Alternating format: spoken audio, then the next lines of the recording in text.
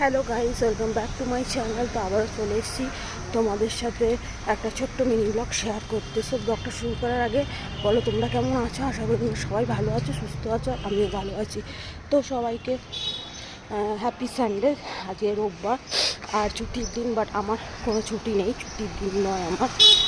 তো আমি এখন প্রায় বেলা 11টা বাজে বেরিয়ে পড়েছি বাজার করতে। তো কিছু কিছু জিনিস করলাম, সব করতে পারলাম না। প্রচণ্ড রোদ উঠেছে, তোমরা দেখতেই পাচ্ছ, মুখ চোখ পুরো কালো হয়ে গেছে। তো এই দেখো সব বাজার করেছি, মাংস, মধু, তারপরে কিছু সবজি, তারপরে আলু, সমস্ত টুকটাক জিনিসগুলো কিনেছি, কারণ এত গরম লাগছে, এত রোদ, তারপরে বেলা হয়ে গেছে।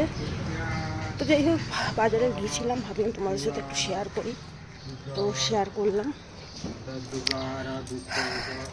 আর তোমরা আজকে সানডে কীভাবে কাটাচ্ছ? আমার ছুটি নেই, কাজ আছে। তো এই ফাঁকে ভাবলাম তোমাদের সাথে অনেক দিন ঠিক রেগুলারলি ব্লগ শেয়ার করতে পারছি না, এত কাজের পেশা।